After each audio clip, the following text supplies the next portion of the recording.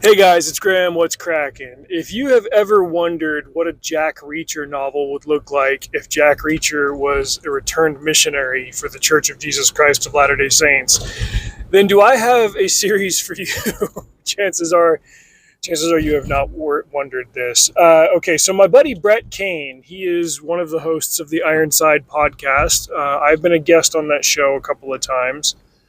He's a buddy of mine going back about 6 years now. We got a lot in common. He's a dude that, like, even though I'm a few years older than him, like, he's a dude that I look up to. He does a lot of things that I wish that I did at all, or maybe even better, like, that I wish I was good at. Just an extremely nice, like, always smiling, always loves everybody type dude, but he's also, like, really into combat sports. Like, he's this dude that does MMA and boxing and wrestling and stuff, but his dad also told him always growing up, he's like, you could be really good at this, except that you don't have the killer instinct. Like, you don't want to hurt people, but you've got all the technical stuff down. Handsome dude, buff, works hard, great family, all that stuff. And, on top of that, he's an avid reader and writer. So I'm proud to call him my friend. And I read his first book about 5 years ago. Now, there's a hazard with, like, being friends with an author and then you're also a writer, a reviewer, a reader, all that stuff. Because then it's like, well, okay, if Graham recommends Brett's book, is Graham just hyping up Brett, or is the book actually good? I try to be honest with my reviews. Like, that's something that I strive for. When I read the first book in this series, I read it 5 years ago, and I think I covered it on the old Brother Trucker Book Club podcast. I gave it 3 stars, which just means that it was a good book. It's probably not one that I'll come running back to read again. It was fine, and I'd even recommend it to the right audience. This second one that I just finished today, I would give this one 4 stars, and it was much more exciting to get through the end of it. I'm not sure if that's because I've read a whole bunch of the Jack Reacher novels this year, and, like, I kind of know what to expect from them. When I read, okay, so the first book is called Whiteout, the second one is called Out by Night. When I read Whiteout, I had already read The Killing Floor, which is the first Reacher book. So I read one Reacher in 2015, and then I read one Frank Sawyer in 2019, and then, like, I didn't touch either series again until just this year. Brett's only got 3 books out, whereas there's like 30 of the Jack Reacher novels. But he is just a massive fan of Reacher, and you can tell, like, he goes, well, what if I was writing a character like this, but he was more of, like, my speed, and he had just come back from his mission instead of having just gotten out of the army.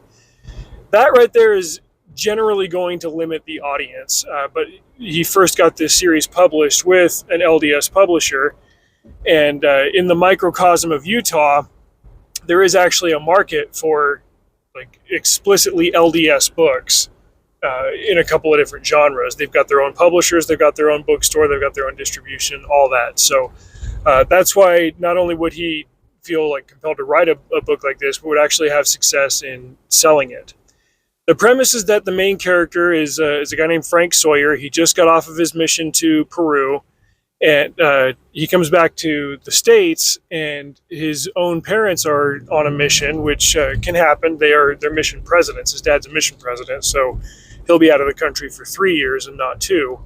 And all of Frank's older siblings are either married or out of the country. So much like Jack Reacher, he finds himself just kind of roaming the country, doing the vagabond seems like a negative word, like the hobo thing, just hitchhiking. He's got a savings account, so he's got a little bit of money. He can just kind of go see the country while he waits for the rest of his life to calm down, and he can kind of worry about throwing down roots somewhere. That format kind of allows Brett to ape the whole Reacher concept while also, like, writing a character who's more in tune with his highest values and can kind of speak to that audience. I don't remember a whole ton about Whiteout other than it's Frank is hitchhiking, and he ends up in some small town that gets snowed in, and he much like Reacher, kind of makes inroads with the local good guys and pisses off the local bad guys, and kind of winds his way into a local piece of crime and becomes instrumental in solving it, and then he goes and drifts off to the next town. This one it's a lot cooler than that. There's more to sink your teeth into as a reader. It starts out with Frank now kind of hitchhiking through Southern California to look up an old mission companion of his, and he gets to the town where the guy is from, but his buddy doesn't live there anymore. But he runs into the guy's sister, and she's a police deputy, and they start hanging out because wouldn't you know it, Frank stumbles across a runaway note from a local teenage girl, and hey, Drifter comes to town, girl disappears, he's got her note along with her pet kitten, and so people start to think that he had something to do with the disappearance. Not that there's a whole lot of pressure on him to prove that, but he's got a strong moral code, and he's like, well, somebody's obviously in trouble. I want to help figure out what's going on, and he pulls at the thread, and there's a kidnapping / human trafficking operation going on, and it's a little bit more intense and severe than the crime bit that was going on in Whiteout, and it was cool to see him like trek along with sidekick. Seems like the wrong term, but she's actually a police deputy, and there's also like a bit of a love interest there. And on top of the fact that like she's from a blended family, he doesn't know immediately that she's the older sister of this mission companion, stepsister. And so like while the mission companion was obviously a member of the church, the stepsister wasn't. And so there are multiple like layers of intrigue to the dynamic between the two of them.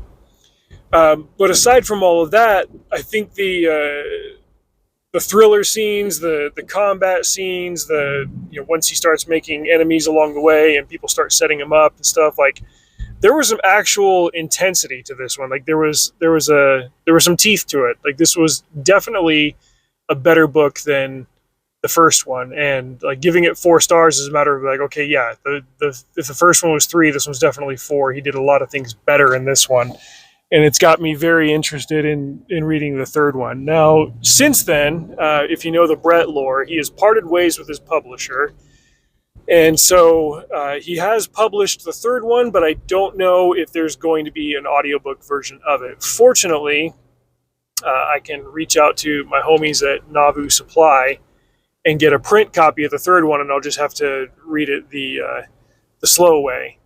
But I'm very intrigued to see like what happens after the way that the second book ended, and B, like he's told me what the pitch is for the third book, and at this point like Frank has made contact with some of his family, and he ends up becoming a chaperone for a summer camp that I think like his sister is like a youth leader at the camp, and like they need a man there to kind of help out with stuff. So he volunteers to be a chaperone for this week-long girls camp, and then something bad happens and the girls get stranded up the mountain and they're running out of supplies, and there are bad people that are like, hey, look, a whole camp full of girls, let's kidnap them for nefarious purposes. And so with few resources, Frank Sawyer's got to do his thing. Now, Frank has a lot of the same attributes as Brett, so it's Brett writing what he knows. He knows how to fight. He's not invincible, but he does come off conqueror more than you might expect. He also takes his licks, and there's some give and take and all that, but it makes for just a very good, clean thriller read. If I've got any tough love and cold water to throw at it, I would just say that there are plenty of places where I think the prose just got a little bit too purple. Frank Sawyer is written as a very well-read character, somebody who knows a lot of random bits of trivia and knows the $5 word when a $2 word will do. There were places where, as I was listening to it, I was like, my editing brain kicked in, and I thought, okay, if I were reading a beta script of this, I would have marked this, and this, and said, hey, like let's turn this down just a little bit, maybe use something a little bit simpler. There were plenty of places throughout the script where that happened, but once he really gets into like action, like Frank's hunting somebody or somebody's hunting him and they're getting into a fight or something, like the prose kind of speeds up and gets a little bit more exciting. But it's when things are slow and calming down that I think he slows it down just a little bit too much at times. Nevertheless, this is an eminently readable book. And since you would have to read the first book to like generally get a handle on the second, well, no, maybe you could just like jump into the second one because like you still get all the information that you need, especially if you're a Reacher fan. But if you've got any curiosity about how a character like that would operate within the parameters of being a church member, well, there you go. So a hearty endorsement for Out by Night. It was superior to Whiteout, which was still a good book to read. And now, off the top of my head, I cannot remember the name of the third book, but like I said, it is out. And so I will check it out. So great job, Brett. Well done. To the rest of you, drive safe. See you out there.